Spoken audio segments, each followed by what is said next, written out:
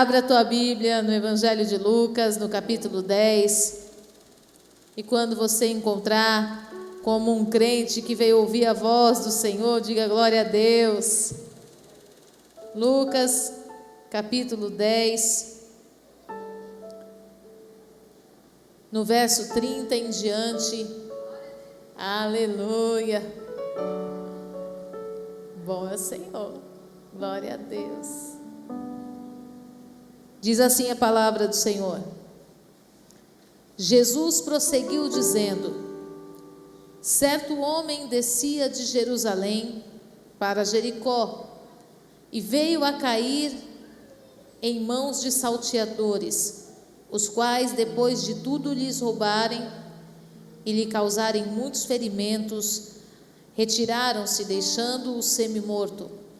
Casualmente, descia um sacerdote por aquele mesmo caminho. Diga comigo, um sacerdote. E vendo-o, passou de largo. Semelhantemente, um levita. Diga comigo, um levita. Descia por aquele lugar e vendo-o também, passou de largo. Certo samaritano que seguia o seu caminho, passou-lhe perto e vendo-o, compadeceu-se dele. E chegando-se, pensou-lhe os ferimentos, aplicou-lhes óleo e vinho e, colocando-o sobre o seu próprio animal, levou-o para uma hospedaria e tratou dele. No dia seguinte, tirou 2 denários e os entregou ao hospedeiro, dizendo: cuida deste homem, e se alguma coisa gastares a mais, eu te indenizarei quando voltar. Qual destes 3 te parece ter sido o próximo do homem que caiu nas mãos dos salteadores? Coloca a tua Bíblia sobre a cadeira, feche os teus olhos por um instante, coloque a mão no teu coração. Às vezes a gente entra na casa do Senhor com tantas coisas que precisamos viver, pedir, que a gente nem consegue se enxergar como sendo alguém que tem algo também para dar. Mas o Espírito de Deus que está aqui, Ele já está trabalhando no teu coração, Ele já está tirando as escamas dos teus olhos, Ele já está removendo a visão distorcida, Ele já está tirando os comichões dos ouvidos, ampliando o teu entendimento, para que você compreenda a revelação no teu espírito. A unção do Senhor que quebra todo jugo, que destrói todas as cadeias, tem liberdade para fluir neste lugar, tem liberdade para nos transformar e fazer de nós imagem e semelhança do Cristo vivo. Esta unção, este poder, tem unção, tem direito e liberdade para nos ensinar e para nos tornar verdadeiramente parecidos com Jesus. Nós consagramos esta palavra a Ti, Senhor. Encontra os nossos corações nesta casa, mais do que o nosso corpo, encontra o nosso coração sedento pela Tua presença, sedento por ser curado, liberto, transformado e ser uma resposta para esse tempo, para essa geração. Eu consagro, Senhor, esta noite e declaro que a palavra encontre lugar em nós, em nome de Jesus. Amém. Glória a Deus. Você pode se assentar. Quem está falando esse texto? Jesus. Para quem? Para um escriba, ou um escrivão, ou um escriba. Alguém que era responsável por escrever a lei. Alguém que era responsável por traduzir a lei. Alguém que estava questionando Jesus acerca de coisas que na verdade, não era uma falta de conhecimento, era uma fuga da responsabilidade. Quando nós passamos a ser conhecedores de alguma coisa, nós nos tornamos responsáveis por aquilo que conhecemos. E hoje, nós estamos nos deparando com uma realidade nacional de pessoas que não querem conhecer, para não se tornarem responsáveis por aquilo que já entenderam. E esse escriba, Ele está questionando ao Senhor acerca de que forma se deveria amar a Deus. E ele questiona ao Senhor acerca de como desenrola esse amor, como eu demonstro esse amor. E Jesus, ele vem trazendo a parábola do bom samaritano, que a gente lê e acha ela tão romântica, mas essa parábola é uma exortação muito profunda à igreja. E nós precisamos entender, porque muitas vezes a gente olha o texto e fala assim, a igreja está bem assim mesmo, mas só que a gente se esquece que a igreja é a gente. E que se a igreja se enquadra nesse papel do sacerdote e do levita, compete a nós, a igreja desse tempo, mudar essa realidade, não ficar com o dedo apontado, acusando e procurando quem são os sacerdotes e os levitas desse texto no nosso meio, mas alterar o resultado para o ambiente do bom samaritano que Deus quer manifestar através de nós. O que o texto vai dizer? Ele vai dizer que um certo homem descia de Jerusalém para Jericó. Ele estava descendo do lugar santo para um lugar de maldição. Qual o motivo? O motivo, o trabalho. Jericó era uma terra que tinha muitas riquezas, muitos ambientes de trabalho. Quantas vezes nós não fazemos isso? Quantas vezes nós deixamos de orar? Quantas vezes nós deixamos de jejuar, de frequentar um culto, de ser um obreiro da casa do Senhor, porque estamos envolvidos com o que mesmo? Com trabalho. Porque estamos precisando aumentar a nossa renda, estamos precisando gerar um recurso novo para a nossa casa, estamos precisando realizar um sonho. Nós olhamos para o contexto desse homem que saiu de Jerusalém e estava indo para Jericó, como se ele fosse um displicente, um qualquer, que estivesse abandonando a igreja em prol do mundo. Só que nós todos os dias precisamos tomar uma decisão. Todos os dias nós precisamos dizer para Deus, eu escolho Deus, eu amo a Deus, eu estou cansado, mas eu vou para a igreja mesmo assim, porque a minha força eu entreguei para os homens, e o que tenho ainda de força eu entrego para o Senhor. E a gente vai falando desse homem como se ele fosse um qualquer, e não se enquadra no papel. E a palavra do Senhor vai dizer que ao sair de Jerusalém, na estrada para Jericó, ele é apanhado por salteadores, ele cai na mão dos salteadores. É exatamente o que acontece com a igreja da atualidade. Ela abandona o ministério para ir trabalhar, e quando pensa que não, já não ora mais, não jejua mais, não faz mais nada. Ela não lê Bíblia, ela não quer saber de Deus, ela não quer visita dos irmãos, ela não quer um telefonema da igreja, porque ela quer viver a vida dela. E aí a gente não entende o que está acontecendo. Caiu nas mãos dos salteadores, que está tirando dessa pessoa que um dia esteve no lugar santo tudo o que ela recebeu de Deus. E qual é a nossa ação como igreja? A palavra do Senhor vai descrever que quando esse homem passa pelo processo de ser assaltado, depois de ser espancado, ele é deixado à beira da estrada semi-morto. Esse homem não tinha condições de se levantar, esse homem não tinha possibilidade nenhuma de continuar a sua jornada, nem para cima e nem para baixo. Ele não tinha como voltar para Jerusalém, nem como chegar em Jericó. Mas quem passava por ele achava que ele tinha a obrigação de estar de pé e se movimentar em direção ao destino que ele tinha que chegar. Quantas vezes nós estamos nos comportando assim?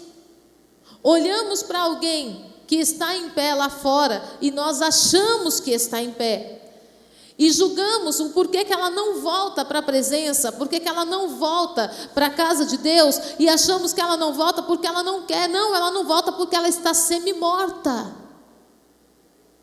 Semi-morta. E quando nós vemos Jesus explicando isso, parece algo muito vago, porque muitas vezes nós queremos ser o homem da beira do caminho, E quando nós estamos na condição de homem caído, nós queremos o bom samaritano nos socorrendo, nós queremos o bom samaritano nos levantando, mas quando é o outro que está caído, a gente é o sacerdote e o levita. Aquele que não troca a responsabilidade funcional por um ministério efetivo e verdadeiro. O que Jesus estava falando nesse texto? Ele estava falando assim: o sacerdote viu o homem caído e passou de largo. Por quê? Tenho responsabilidades, eu tenho obrigações. O sacerdote estava errado? Não. Por que Jesus faz questão de falar do sacerdote? Porque era alguém que tinha responsabilidade no templo. Era alguém que cuidava do templo, era alguém responsável por ministrar a palavra, era alguém que tinha compromisso com o altar, com o sacrifício, era alguém que tinha responsabilidades. Só que muitas vezes nós estamos trocando o que importa para Deus para o que importa para nós mesmos. Porque para Deus, qualquer coisa dentro de um templo é trabalho, mas qualquer coisa que eu construo dentro de alguém é uma obra. E nós precisamos entender isso. Jesus faz questão de dar ênfase ao ambiente do sacerdote, porque para Deus mais importava socorrer o homem que estava semi-morto do que ir para o templo oferecer sacrifício. Só que nós, da geração atual, nós estamos fazendo o quê? Eu não posso buscar o meu vizinho para vir à igreja, porque eu preciso chegar mais cedo para lavar a igreja. Lavamos as paredes, lavamos o chão, mas não permitimos Deus lavar o coração de ninguém. Aguenta. E esse é o sacerdote. O sacerdote que vai priorizar o ritual. O sacerdote que vai priorizar a liturgia. Nada pode sair do prumo. Não pode o culto passar de 1 minuto, porque senão essa igreja é uma igreja indisciplinada. Não pode, não pode, não pode. Quem foi que disse que não pode? Mas é que na Bíblia diz que tem que ter ordem e decência. É a sua ordem, a sua decência ou a ordem e decência de Deus? É isso que você precisa se perguntar. Você come arroz e feijão todo dia. Você gosta de arroz e feijão todo dia ou de vez em quando você muda? Mas no dia que você muda, você não está faltando com ordem e decência? Está faltando, porque a regra da sua casa é que tem que comer arroz e feijão todo dia. Mas aí você de repente fez macarrão. Mas para Deus a gente quer oferecer a mesma batidinha. Tem que ser do mesmo jeito. Eu chego no culto atrasado, eu saio do culto antes do amém, eu ofereço os mesmos louvores, eu tenho a mesma linha de oração, eu tenho a mesma oferta de R$2 todo o culto. Essa aqui é do Senhor. Eu não mudo, eu não avanço, eu não dou liberdade para o Espírito. Eu só levanto a mão no culto se o ministro de louvor mandar levantar, senão eu estou com as 2 mãos amarradas, algemadas, eu não tenho liberdade para adorar. E isso eu estou falando do mecanismo dentro da igreja. Agora, se a gente for falar do lado de fora, não convida ninguém para o culto, não convida ninguém. Se eu não convido ninguém é porque não está preenchendo nem a mim mesmo. Se o que Deus está fazendo na minha vida não é suficiente para eu convidar alguém, é porque Deus não está fazendo. Porque é impossível alguém ser cheio do Espírito Santo e não querer que outro também não seja. É impossível nós vivemos uma experiência com Deus e nós não buscarmos alguém para derramar essa experiência também. Só que estamos muitas vezes como esse sacerdote, colocando o ritual à frente do propósito. E o Senhor está fazendo um alinhamento com a igreja brasileira. O ritual não vai estar à frente do poder do Espírito Santo. O ritual não vai estar à frente do propósito que o Senhor nos enviou. Ele nos enviou a libertar os cativos, curar os enfermos. Ele nos enviou a anunciar a palavra, a boa nova de salvação. Ele nos enviou além do ritual. Agora eu levanto uma suspeita. Por que será que o sacerdote não parou? Porque muitas vezes o ritual está tirando de mim a capacidade de portar comigo o azeite e o vinho.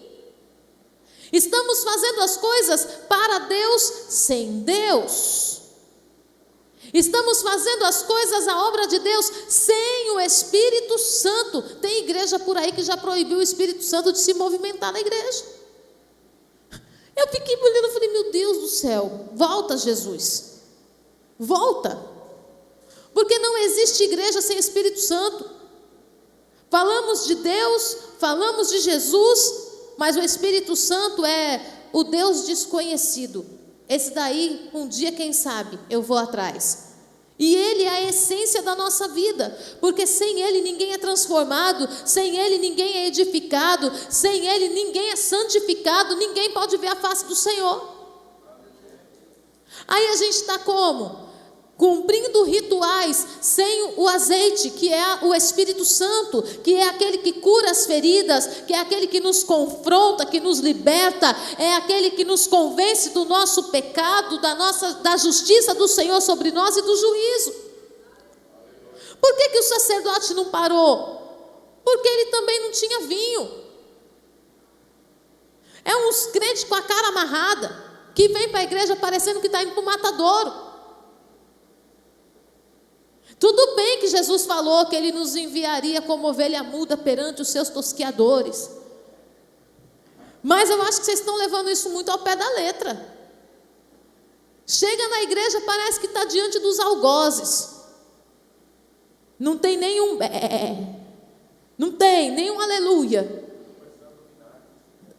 Foi o quê? Batizado no vinagre. Eu acho que foi. Não tem vinho, não tem alegria, não tem plenitude, não tem aliança, porque o vinho representa aliança. Não tem aliança com o irmão do lado, não tem aliança com o templo, não tem aliança com a igreja, não tem aliança com o sacerdote, não tem aliança com ninguém. Vai entregar o quê? Deus nos chama para sermos multiplicadores de aliança, para agregarmos pessoas na aliança, mas eu não tenho como agregar ninguém se eu não tenho aliança com ninguém. Sou visitante da igreja, sou simpatizante. Na hora que eu enjoar, eu vou mudar de restaurante, porque é isso que a igreja se tornou, um fast food. Eu chego, eu não sei quem limpou a igreja, eu não sei quem fez, eu não me prontifico, mas para criticar, eu estou pronto. Tinha que ter feito tal coisa, está faltando tal coisa, eu não concordo com tal coisa, então faça, ajuda, muda, vem não só criticar, mas se posiciona. Aí não tem aliança, como que vai atender alguém? Não tem como. E isso me trouxe uma suspeita. O sacerdote não tinha o que dar. Estava tão envolvido com o ritual e acreditando que o ritual bastava para servir a Deus, que ele não tinha mais o que oferecer. E a pergunta hoje que o Espírito Santo nos faz: quem somos nós diante do nosso próximo? Quem é você diante do teu próximo? Qual é a tua postura diante do teu próximo? E o teu próximo pode ser que ele não esteja semi-morto à beira do caminho, mas pode ser o teu marido, pode ser a tua esposa, o teu filho, pode ser o pastor da igreja, o teu líder, que você não está se atentando que atitudes está matando, que você, embora seja um sacerdote, está se comportando como salteadores, está despindo, tirando a alegria, tirando o a conquista, desmotivando, roubando a paz. Nós precisamos fazer uma avaliação criteriosa no nosso coração, porque se somos de Cristo e se somos filhos de um Deus de amor, o que é que está te impedindo de ir ser o próximo de alguém? O que está te impedindo de servir alguém nas dimensões que alguém precisa ser servido e não com o que você acha que tem que ser? Está faltando aliança? Então essa é noite de fazer aliança. Está faltando o Espírito Santo? Então nós estamos buscando o Espírito Santo. Meus amados, nós estamos num jejum e não é por causa do jejum que Deus vai fazer alguma coisa, porque Jesus já fez, mas é porque Ele está vendo que existe um povo com fome e sede dEle. que está se separando para Ele, que não está fazendo dieta, não está buscando. Nós precisamos ver por que Deus não pode nos enviar. O que está acontecendo que Deus não pode te enviar? O que está faltando em você que Deus não pode confiar algo a você? Senso crítico demais e pouca ação. Precisamos mudar. A palavra do Senhor fala que casualmente, semelhantemente, um levita também descia pelo mesmo lugar. Quem é o levita? O responsável pela mudança do templo. É o servo que monta e desmonta o templo, que ergue e desmonta a igreja. E quando a gente traz isso para a realidade, por que Jesus vai dar o exemplo exatamente do levita? É porque muitas das nossas práticas está levantando pessoas, mas também está derrubando pessoas. Como igreja, essa palavra não é para você procurar o pastor fulano de tal, o pastor fulano de tal, aquela irmã, aquela líder, não, você está aqui hoje, você é a igreja. O levita, ele tem a responsabilidade de erguer e desmontar o tabernáculo. E quando nós olhamos, algumas atitudes nossas acolhem muito bem, mas outras atitudes nossas estão derrubando muito bem. Eu ouvi um testemunho hoje que eu não sabia se eu ria ou se eu chorava, de um irmão que ele é assim, se ele receber uma missão, não é da nossa igreja, eu acho que ele não ficaria aqui nem por 2 meses. Se ele receber uma missão de cuidar de alguém, ele não tem esposa, ele não tem filho, ele não tem trabalho, ele não consegue fazer outra coisa na vida senão respirar a alma que lhe foi confiada. Olha que coisa linda, lindo, né? Só que o grande problema disso é que quando a alma que lhe foi confiada não faz o que ele espera que a alma fizesse, ele amaldiçoa a alma até a 1000ª geração. E aí, ele estava acompanhando um casal que são síndicos do condomínio onde ele mora, e ele estava assim empolgadão. Ele foi para encontro, ele fez tudo que era necessário, passava a noite no apartamento do irmão, ministrando o irmão, tentando restaurar o casamento do irmão. Quando o irmão melhorou com a esposa, o irmão decidiu que não ia mais para a igreja. O que o crente fez? Começou a denunciar o casal de síndico para todo mundo e levantou um motim dentro do condomínio contra os síndicos. A pergunta é, se o irmão tivesse ido para a igreja, ainda que fosse um síndico ladrão, ele estaria encobrindo o casal de síndicos, simplesmente porque estão na igreja? E quando eu ouvi esse relatório, eu falei, Cristo amado, o levita monta, ergue, exalta e com a mesma intensidade joga tudo no chão. Quem é você? Perto do teu próximo, quem é você?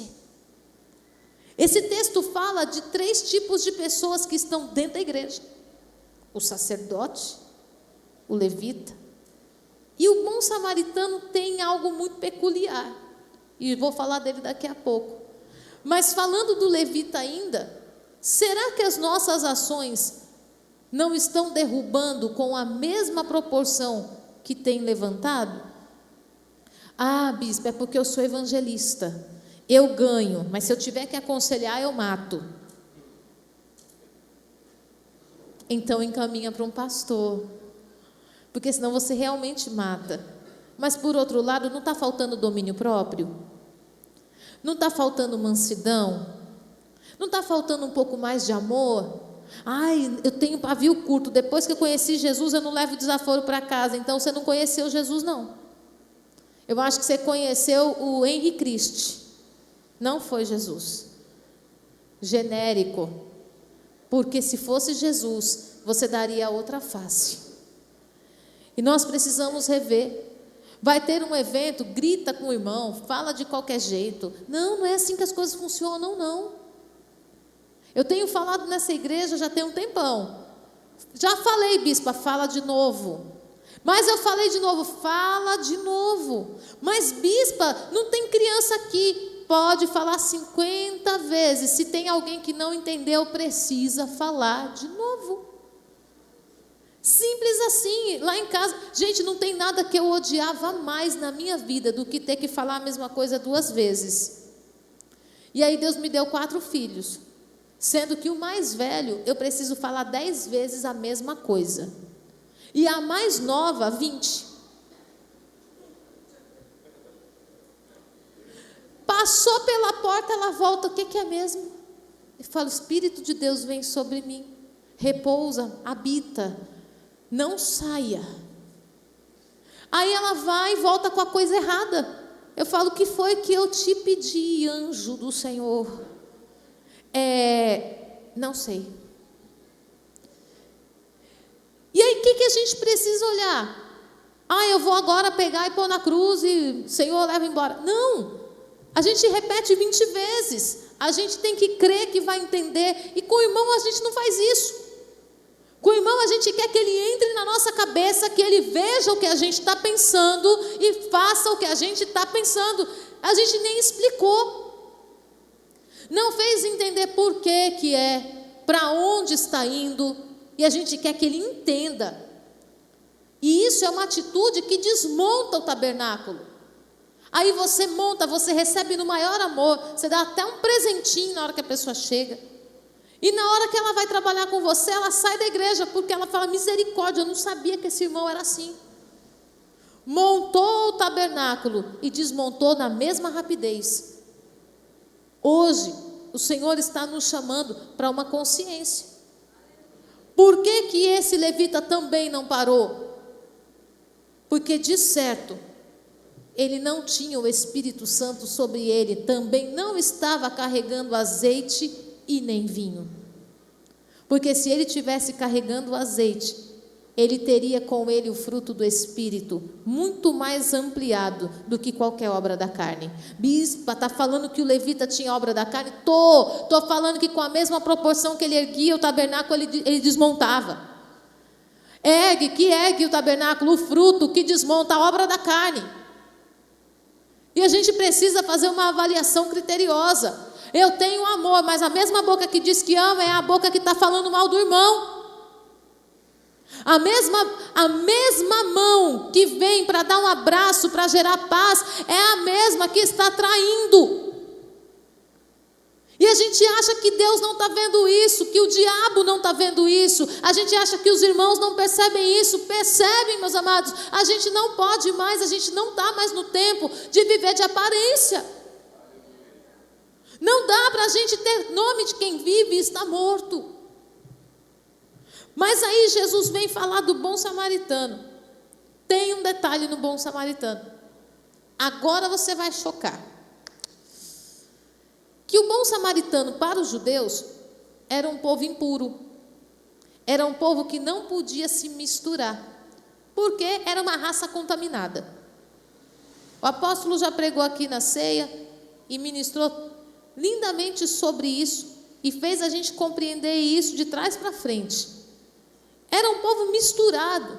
Entrava o povo inimigo e ia lá, se misturava e virava uma bagunça. O povo de Samaria era um povo considerado a ralé espiritual de Israel. E Jesus faz questão de dar uma ênfase, dizendo que o homem que decide socorrer o que está caído é o bom samaritano. Por que Jesus faz isso? Porque muitas vezes nós estamos julgando quem não faz parte do ritual, quem não ajuda a montar o templo, mas tem pessoa que nós estamos olhando como impuras, mas são pessoas que detêm azeite e vinho e que está ajudando muito mais a outros do que aqueles que estão mantidos dentro do templo participando de rituais. Bispa, está falando contra a igreja? Não. A palavra do Senhor dá uma ordem: congregai-vos. É na comunhão dos irmãos que o Senhor ordena a sua bênção. Mas se a sua vida espiritual estiver limitada a um culto de domingo à noite, você não é crente, você não é filho de Deus e nem parecido com Jesus. Jesus não te encontrou. O Espírito Santo não habita em você. Você se rendeu a um sistema religioso. Qual é o tema de hoje, no 5º dia de jejum? Rompendo com o sistema religioso. Nós não podemos trazer de volta aquilo que Jesus morreu na cruz para tirar. Jesus morreu naquela cruz para dizer para a religião: chega até aqui. Agora está sendo inaugurado um tempo de uma igreja que é chamada para fora. De uma igreja que não vai andar para julgar, mas uma igreja que foi chamada para acolher e deixar o meu espírito transformar. Mas nós estamos nos comportando como os fariseus daquela época, como o sacerdote e o levita, e julgando os samaritanos. Julgando. Só que a palavra do Senhor vai dizer o quê? O samaritano vem com a maior cara de não sei. Não sabe nem para onde que está indo, porque a palavra não fala o que ele está fazendo na estrada. Fala que ele estava montado no animal, carregando azeite e carregando vinho.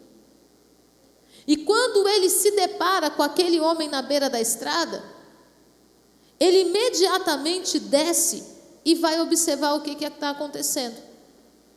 Aquele homem que aparentemente não fazia parte da religião, da cultura espiritual de Jerusalém, era um homem que estava disposto a entender o sofrimento do outro.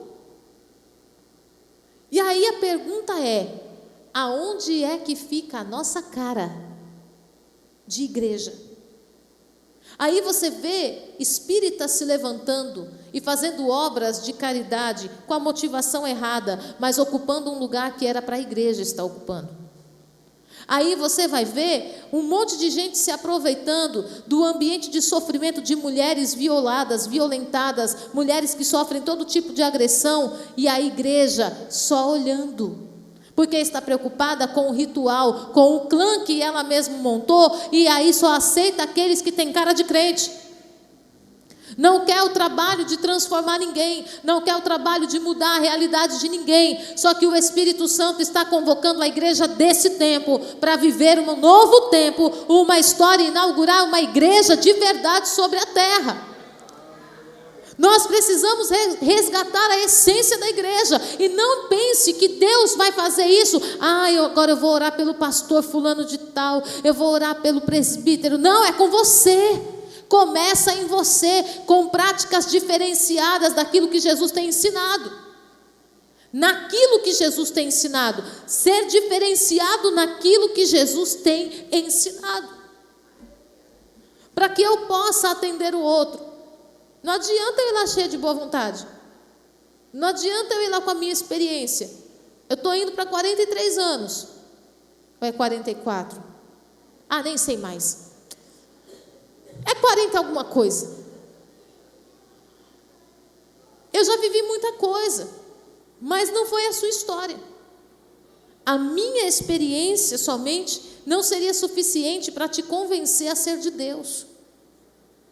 Mas se o Espírito Santo estiver em mim, Ele que te conhece, Ele sabe tudo de você. E Ele vai trazer uma palavra na minha boca que vai ao encontro da tua ferida, que vai sarar a tua dor e que vai fazer você entender que é Deus quem está falando. Aí você não resiste. Aí não tem como você dizer não para Deus. Ser a igreja desse tempo tem que ser uma igreja que carrega o vinho. A coisa mais difícil que tem hoje é uma pessoa honrar a palavra que dá. As pessoas não estão honrando nem o casamento que fez diante do juiz e diante do sacerdote, dirá a aliança com a igreja.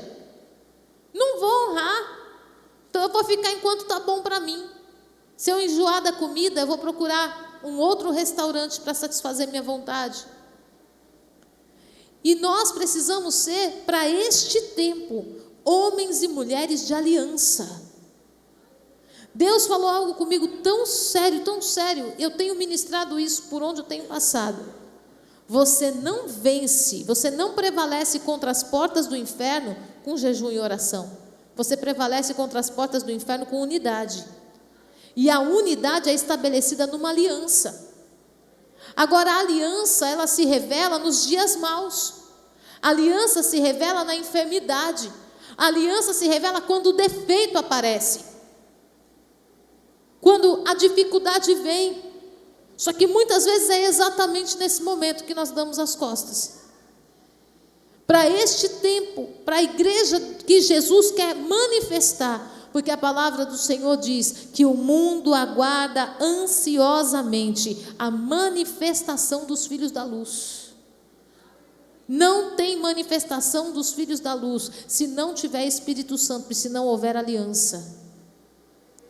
O Senhor está nos convidando para uma aliança que cura, uma aliança que o Senhor pode deitar sobre aqueles que estão perdidos, que estão assaltados do lado de fora, que estão debaixo de condições de miséria espiritual. Eles têm que olhar para nós e perceber uma aliança tão profunda com Deus e entre nós, ao ponto de dizer: eu preciso ser pertencente a esse povo. Eu preciso fazer parte deste povo. Eu preciso fazer parte do povo que vai me conectar com Cristo. Mas o que nós estamos fazendo? Não se aproxima do irmão fulano de tal não, porque o irmão fulano de tal, olha, é bucha. Você acha mesmo? Quem que vai ficar? Porque se eu estou falando mal de alguém para a Suzane, ela vai pensar assim: na primeira oportunidade que tiver, vai falar mal de mim para alguém. E aonde deveria haver uma aliança, começa a acontecer as brechas necessárias para que pessoas continuem na beira do caminho.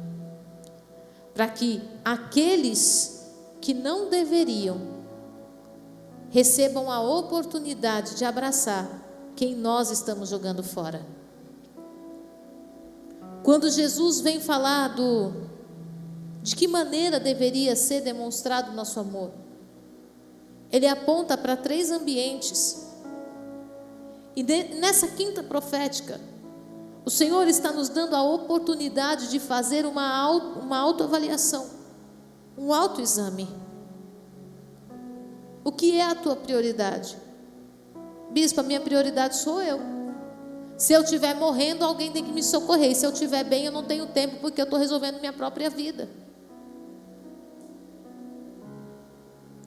Eu tenho falado muito com Deus. E tem algumas preocupações que permeiam o meu coração. O que Deus vai precisar fazer para que o amor permeie o nosso coração? Para que a gente olhe para o outro com misericórdia. Aonde Deus vai precisar nos tocar, para que a gente sinta empatia pelo nosso irmão. Eu confesso que existe uma área que para mim era muito difícil de entender. Quando alguém falava para mim assim: estou com depressão, na minha concepção, fácil resolver. Vamos orar, vamos jejuar e vamos sair desse ambiente, vamos dar uma volta. E um dia o Espírito Santo me permitiu ficar 4 meses com depressão. E naquele processo daquela depressão, eu não conhecia meus filhos. Para mim era indiferente. A casa me apertava, que eu olhava, parecia que aquelas paredes estavam caindo em cima de mim. Eu sentia sufocamento e vontade de gritar dentro da minha casa o tempo todo. Uma angústia de morte. Eu olhava todo mundo dormindo e eu pensando: como é que eu vou fugir? Todo mundo dormindo e eu dentro de casa andando de um lado para o outro pensando: vou embora, vou fugir. E o desespero e uma angústia. Naquele dia eu entendi que não era falta de oração, não era falta de vida com Deus, Não era falta de amor a Deus, não era falta de amor à igreja, não era falta do amor das pessoas. Naquele dia eu pude entender que não adiantava ninguém falar, você tem que melhorar. Não tem, essa palavra não entra na cabeça de alguém que está com depressão. A depressão ela pode ser biológica, mas nós sabemos que o inimigo da nossa alma se aproveita quando a gente não consegue se defender. E aí vem os pensamentos de morte, vem os pensamentos de sumir no mundo, de desaparecer. Vem os sentimentos de matar a família, de se livrar de uma dor a qualquer preço. Só que a gente só vai entender isso, às vezes, quando a gente passa. E eu tenho me preocupado nos últimos tempos, o que é que Deus vai precisar fazer para que a gente ame o próximo e comece a carregar com a gente de fato o azeite e o vinho para sarar aquele que está precisando ser acolhido como igreja. Uma outra coisa que eu não entendia, a angústia de uma mãe atípica, de uma família que tem um filho neurodivergente. Não entrava na minha cabeça. Para mim era simples. A medicina, a psicologia, os neuros, eles tratam a criança, mas existe uma mãe sobrecarregada por trás, existe um casamento sendo destruído por trás, existe uma exaustão física e emocional que eu não entendia. Quando veio o laudo do meu filho, que eu passei 3 dias chorando de luto, porque eu olhava e eu falava, eu não conheço, eu não sei lidar, eu não sei o que vai ser. Um calhamaço de laudo assim, falando de todas as impossibilidades dele, que não seria, que não podia, que não ia, condenando. Que eu olhei aquilo, eu falei, e agora? O que eu faço com isso? Vou ter que construir uma mãe que eu nunca pensei que eu pudesse ser, para dar o suporte que ele precisa, porque o amor sempre vai ser maior do que qualquer diagnóstico. Foi fácil? É fácil, mas eu precisei passar para entender. E hoje me preocupa o que é que nós como igreja vamos precisar passar para entender. A palavra não diz que o samaritano precisou ser assaltado, porque ele estava munido do azeite e do vinho. Ele estava munido do Espírito Santo, que ensinava todas as coisas, e da alegria e da aliança necessária para acolher quem fosse necessário. O Espírito Santo nos reúne como igreja e está nos dando a oportunidade de nele nós fazemos a diferença na vida das pessoas, sem precisar sofrer o que elas já sofreram. Mas se a gente não aprender dessa maneira, o Senhor vai nos ensinar de outra forma. Porque se tem uma coisa que para esse tempo não serve, são rituais, e nem gente que monta e desmonta tabernáculo. Nós fomos chamados para edificar, para erguer e estabelecer até que Ele venha. Nós fomos chamados para cumprir o ID do Senhor e para anunciar a boa nova dentro e fora do templo, em tempo e em fora de tempo. E se o Espírito de Deus está sobre nós, chegou o tempo da gente romper com o sistema religioso, fazer um autoexame e buscar o azeite e o vinho, buscar o Espírito e a aliança que nós precisamos para sermos chamados de igreja do Senhor. Amém? Em nome de Jesus, vamos nos colocar em pé.